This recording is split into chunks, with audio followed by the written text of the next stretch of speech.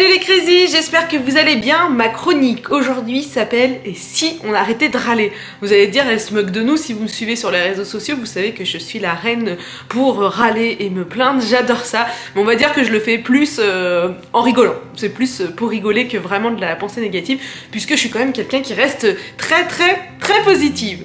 Donc, si on arrêtait de râler, et pourquoi? Vous savez qu'on râle entre 10 et 30 fois dans la journée. Il paraît qu'on peut râler à peu près toutes les minutes dans une conversation. C'est quand même assez fou.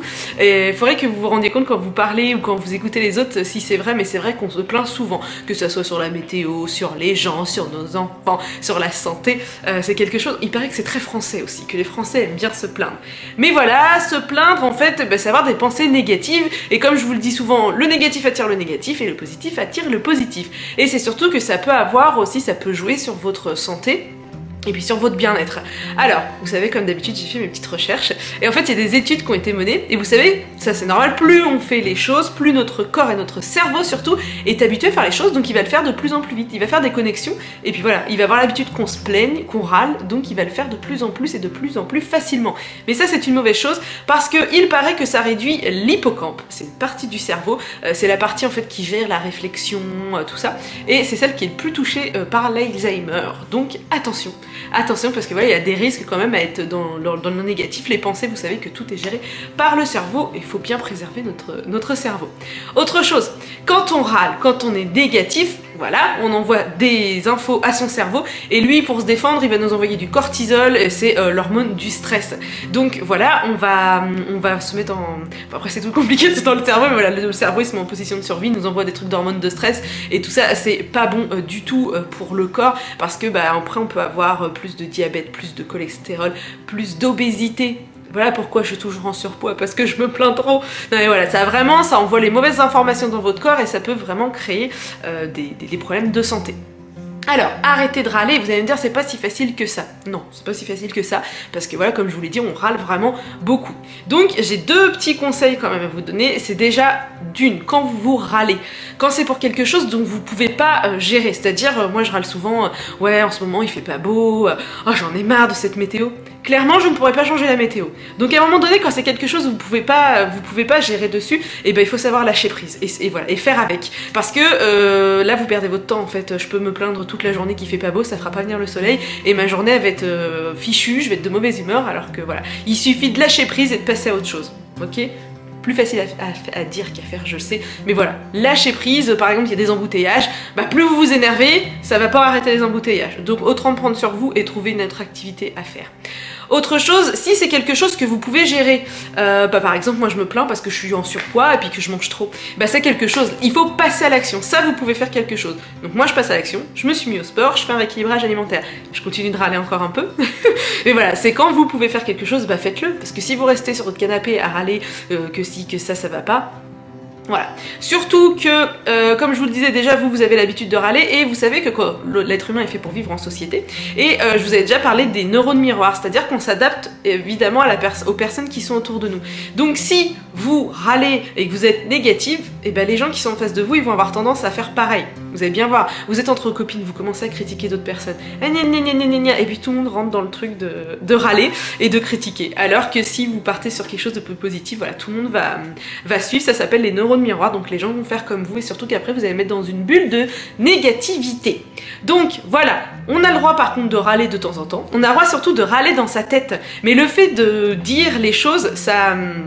Notre cerveau, voilà, on lui envoie encore on dit les paroles, donc le cerveau il les enregistre, on a le droit de le penser. Il faut pas non plus garder tout à l'intérieur et après exploser, c'est de réussir, voilà, à beaucoup moins râler et surtout râler pour des trucs très importants. Il y a des trucs des fois je pense qu'on peut laisser passer. Je peux vous conseiller de lire un livre qui s'appelle Si j'arrête, arrêtons de râler, si j'arrête de râler, je ne me rappelle plus comment ça s'appelle. Mais en fait c'est 21 défis pour 21 jours pour arrêter de râler, parce que je sais pas si vous savez, le cerveau il met 21 jours pour effacer une mauvaise habitude et enregistrer des nouvelles habitudes. Donc si pendant 21 jours vous tenez le défi de ne pas râler, normalement après vous ne râlerez plus du tout. Donc c'est parti, on se met au défi et puis je vous retrouve dans la prochaine chronique. Salut tout le monde, j'espère que vous allez bien. On se retrouve aujourd'hui pour une petite vidéo coup de cœur et coup de cœur sur des sacs à main faits par une créatrice que j'affectionne tout particulièrement et avec qui je collabore beaucoup parce que ses créations sont juste sublimes et je me suis dit que j'allais tout vous partager ici sur cette vidéo des Crazy pour vous montrer son talent et ses créations. Donc il s'agit de Anna qui est polonaise et qui vit en France depuis 2008 et qui a créé son entreprise qui s'appelle Handmade by Annadelle. On vous mettra les liens juste en dessous pour que vous puissiez retrouver sa boutique en ligne. Et maintenant je vais vous montrer un petit peu toutes les créations qu'elle propose. Donc elle m'a fait parvenir il y a peu ce joli sac à main donc qui est, je vous montre franchement mais super beau. Alors j'adore le léopard, si vous me connaissez vous le savez. Donc on est sur une gamme qui s'appelle Mediopé. Donc vous voyez on a à l'intérieur les mêmes motifs. Donc en fait vous avez toujours le choix de la matière que vous voulez, du tissu que vous souhaitez mettre. On est toujours sur du 100% personnalisable et donc des modèles complètement uniques. Si vous voulez le même modèle, elle vous le fera sans aucun problème. Donc on est sur une bandoulière que vous allez pouvoir régler par rapport à la taille que vous souhaitez. Voilà. Il est vraiment très très beau. Si vous souhaitez enlever la bandoulière pour X raison, vous pouvez le faire. Hop. On retrouve à l'intérieur une petite, dans chaque sac à main vous avez ça. Pour pouvoir y mettre vos clés de voiture par exemple, vos clés de maison pour ne pas les perdre. Ou le téléphone portable, des fois on peut aussi. Et dedans vous avez une petite pochette. Donc là on est sur le modèle Mediopé. Voilà. Qui est un format juste parfait pour y mettre les essentiels. Gros coup de cœur pour celui-là.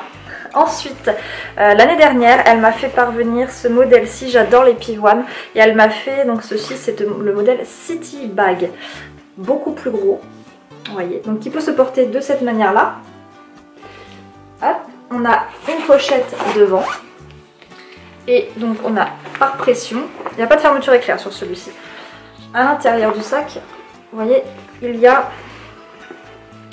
un autre crochet pour pouvoir l'attacher de cette manière-là, dans ce format-là. Si vous souhaitez l'avoir sous un format différent et un style différent, vous pouvez, tout en enlevant le crochet, et vous vous retrouvez avec ce format-là. Il est beaucoup plus grand que l'autre. Hein. Donc je trouve ça génial. En gros, vous avez deux sacs en main, en style de sac à main. Donc soit vous le mettez comme ça fait vraiment un genre de bague. Hop. Ou alors, vous venez ouvrir ici. Et ça fait plus un genre de cabas. Hop, donc on retrouve à l'intérieur encore, voilà, le même principe que pour l'autre. Et pareil, là sur celui-ci, vous avez deux pochettes à l'intérieur pour le téléphone portable ou des choses que vous voulez avoir en accès direct. Donc il me semble que ce genre de sac-là est à 85 €. Franchement, pour des sacs à main fait maison, fait main, je trouve pas ça excessivement cher. Ensuite, on a le, si je dis pas de bêtises, le Mediopé tresse, donc qui est comme celui-ci.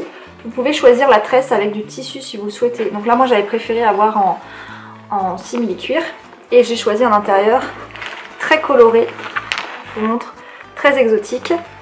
J'aime beaucoup. Hein. Et celui-ci est vraiment canon. J'ai encore plein de bazar dedans. J'ai même des cailloux, s'il vous plaît, d'Anna que j'ai pas enlevé. Et on retrouve toujours la petite languette pour y mettre hop, les clés et deux petites pochettes. Et toujours avec sa petite marque hein, qui est là. Donc vraiment de très très belles confections. Donc pareil, toujours sur un sac bandoulière, celui-ci. Hop. Ensuite, on retrouve, donc ça c'est une de ses nouveautés, je crois, elle l'a fait il n'y a pas très longtemps, ça s'appelle le City Bag 2001. Alors il est tout petit celui-ci, je le trouve très pratique quand vous partez en vacances. Il suffit juste du coup dedans de pouvoir y mettre votre téléphone, votre porte-monnaie, enfin juste les essentiels. Il a une petite ouverture comme ceci, mais franchement on y accède très facilement puisqu'il n'est pas très très grand. Voilà, donc pareil, toujours avec son anse réglable, toujours. Voilà. Et les motifs que vous pouvez choisir. Donc là on est sur un modèle exotique également, là avec des fleurs. Il est vraiment très joli. Toujours personnalisable, vous choisissez la matière, le tissu, vous choisissez tout ce que vous voulez. Donc ça c'est une partie des sacs à main qu'elle peut proposer. Mais elle fait également les portefeuilles et les porte-monnaies. Alors je vous montre, alors elle m'a fait une surprise pour les fêtes de Noël. Elle m'a fait parvenir ce joli petit porte-monnaie. Regardez-moi la beauté. Il est trop beau. Franchement, je trouve que pour des idées de cadeaux, c'est vraiment canonissime. Hop, alors je ne l'ai pas vidé pour vous montrer mes papiers. Ah, moi j'ai mis mes cartes bleues et mes petites pièces. Voilà. Donc un joli petit porte-monnaie, toujours avec le petit détail de petits pompons. Enfin franchement je trouve ça super canon. Il me semble qu'ils sont vendus une vingtaine d'euros. Et ensuite on retrouve les portefeuilles. Alors les portefeuilles sont super parce que du coup vous pouvez les assortir à vos sacs à main si vous le souhaitez. Donc on retrouve un petit porte-monnaie là, donc sur lequel je l'ai vidé hein, pour vous montrer. Donc là c'est Anna, je garde toujours les cartes. Hop, donc à l'intérieur complètement personnalisé. On retrouve ici pour y mettre vos petites pièces, les billets. Hop, et vous revenez fermer. Et elle a fait un modèle un peu plus petit qui est celui-ci. Il est légèrement plus petit. Vous voyez. Alors là celui-là pareil, il est excellent, il est très très beau. Donc vous voyez encore le léopard, elle me connaît trop bien. Et avec un intérieur pour les cartes. Hop. Et puis pareil, la petite trousse ici pour y mettre vos pièces et vos billets. Voilà. Donc vraiment, je vous invite à aller voir ces merveilles parce que c'est pour moi un réel coup de cœur. Elle a de très très jolies choses. Voilà. Et bah écoutez, j'espère que cette petite présentation de sac à main vous aura plu. Moi, c'est un réel coup de cœur et je vous invite vraiment à aller découvrir sa boutique. Je vous souhaite une excellente journée et je vous dis à bientôt.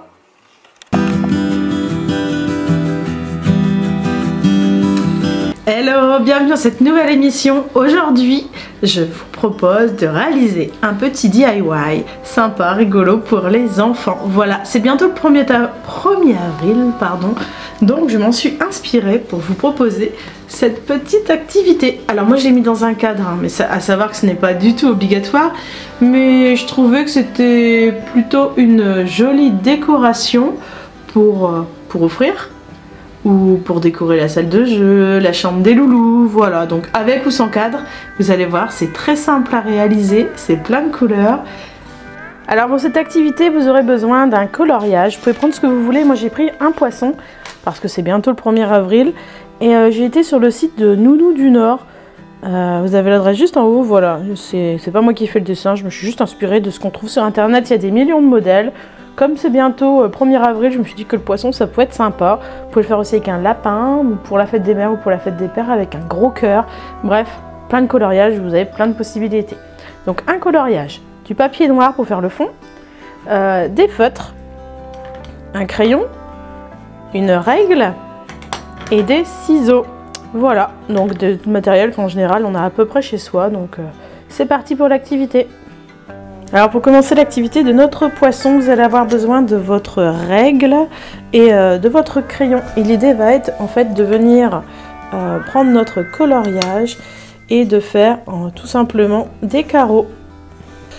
Hop, donc faire le maximum de carreaux que les enfants vont venir colorier. Vous pouvez varier les tailles, vous n'êtes pas obligé de faire la même taille partout. Hop, et après on fait pareil dans l'autre sens.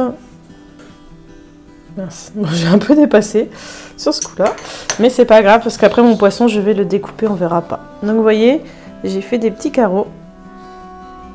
Et là maintenant, je vais les colorier chacun d'une couleur différente.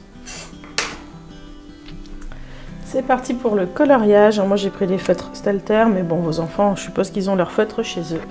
Et là, on colorie chaque case.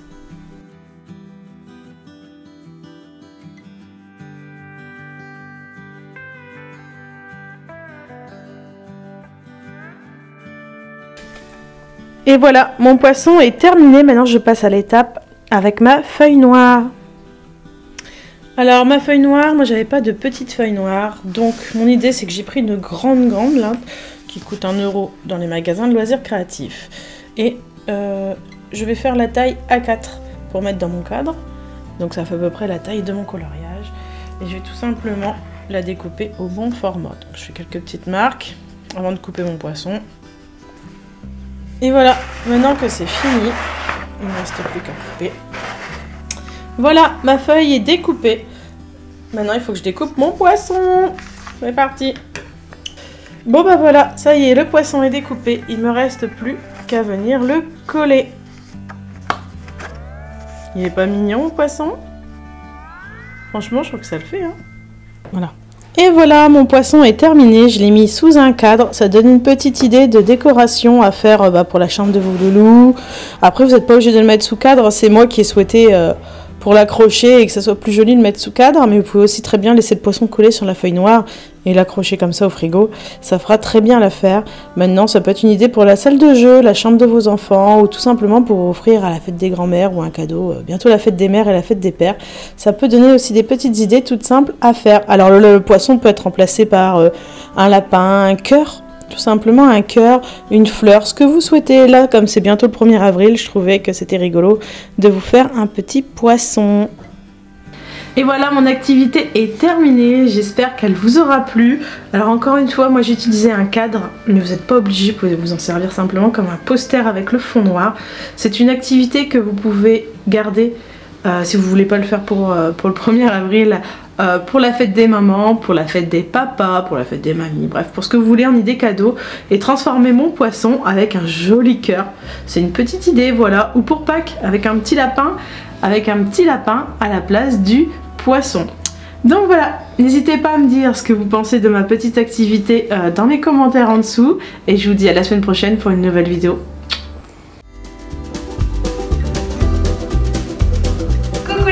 J'espère que vous allez bien. Cette semaine, je vous propose une recette salée des flancs tomates bacon. Vous allez voir, c'est une recette très rapide, très simple, idéale pour le soir quand on court après le temps. C'est parti, on y va?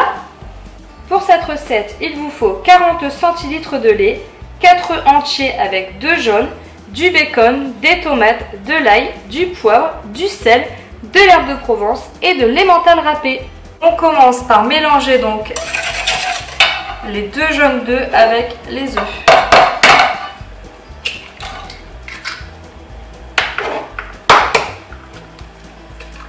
Tu peux mélanger, ma chérie. Donc vous allez voir, c'est une recette très rapide, idéale pour le soir quand on n'a pas le temps.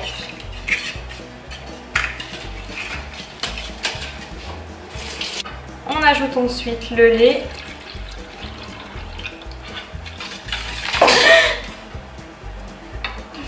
Bon, catastrophe. T'es mouillé? Non.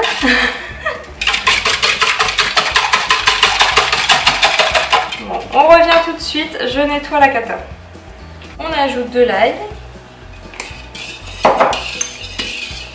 du poivre, du sel,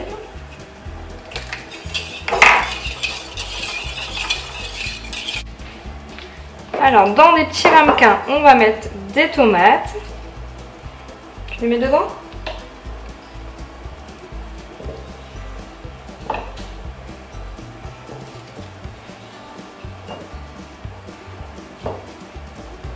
Tu aimes bien la tomate, toi? Non. Je pense que c'est bon. Hop. Ah, ça tu aimes bien. On ajoute le bacon.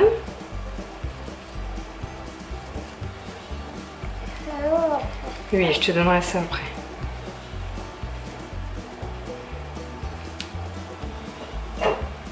Ça coupe ça. Ça coupe. On verse délicatement, n'est-ce pas poupette, la préparation. On ajoute de l'emmental. Vas-y, tu peux ajouter? Je vais peut-être... Attends. On va peut-être faire attention. J'ai jamais fait, donc je préfère en mettre peut-être un peu moins. Je me dis si l'œuf gonfle un petit peu. On ne sait jamais.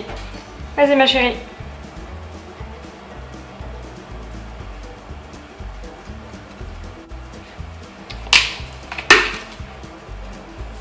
On saupoudre d'herbe de Provence. Et on les place donc au four préchauffé à 220 degrés pendant 20 à 25 minutes. Et voilà de résultats. Donc des petits flancs tomates bacon. Alors c'est une première pour moi, mais j'ai l'impression que ça a l'air bien appétissant. Dites-moi en commentaire si vous avez déjà testé. Je vous donne rendez-vous dès la semaine prochaine sur les Crazy Housewives.